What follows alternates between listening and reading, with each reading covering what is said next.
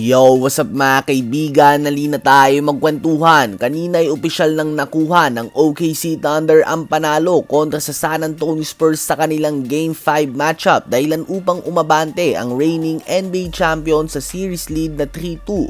Malaking dahilan sa panalo na ito ng OKC ay ang 32 points si SGA at ang kanyang 16 of 17 shooting sa free throw line. Subalit bukod dyan na isa pa sa malaking dahilan sa talo na ito ng Spurs ay ang underwhelming performance si Victor Wembanyama at De'Aaron Fox. Si Fox nga ay gumawa lamang ng 9 points on 4 of 15 shooting sa field and 0 of 4 shooting naman sa 3-point line. Habang si Wemby naman ay 20 points nga siya, subalit 5 rebounds lamang ang nagawa niya and 4 of 15 shooting sa field din on 0 of 5 shooting naman sa 3-point line. So sila nga ni De'Aaron Fox ay nagtala ng combined 8 of 30 shooting sa field and only 0 of 9 shooting naman sa 3-point line.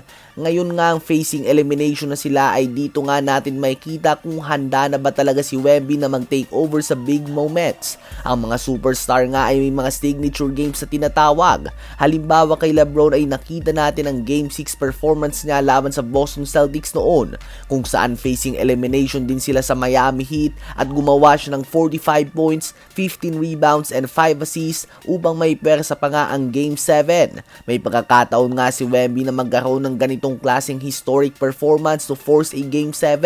At kung magagawa niya nga ito ay magiging iconic game ito para sa kanya tulad lamang na nangyari kay LeBron noon. Hanggang ngayon nga ay lumalabas pa din ang picture nito kahit mahigit isang dekada na nakalipas dahil sa mga nakapanood ng game na yon ay talagang makakapagsabi nga na napakatindi ng takeover mode na ginawa ni LeBron at talagang binuhat niya nga ang kanyang team upang maiwasan ang pagkakalaglag sa playoffs. Kayo ba mga kaibigan?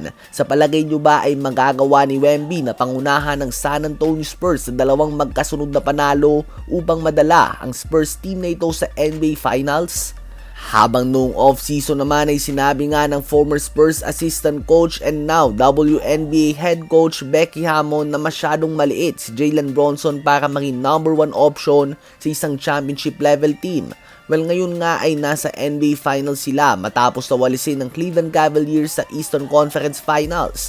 At ngayong playoffs din nga mga kaibigan ay napakadami nilang blowout win at naging very dominant sila sa mga teams na nakakalaban nila. At ang nangunguna nga dito ay si Jalen Bronson. Well, to be fair ay maliit nga talaga si Bronson at sa history ng NBA ay bibihira ang Finals MVP na may height na 6'2" and below. Si Steph Curry, Isaiah Thomas at Tony Parker pa lamang nakakagawa nito. Ganun pa man, lahat nga ito ay naglalaro within a system na talagang maganda kumpara sa Knicks na literal isolation lang nga ang ginagawa ni Bronson, kaya naman talagang nakakamangha din nga itong finals run na ginagawa nila ngayon mga kaibigan. Sa palagay nyo ba ay may chance ang New York Knicks sa manalo laban sa OKC Thunder o kaya naman sa San Antonio Spurs sa isang 7-game series?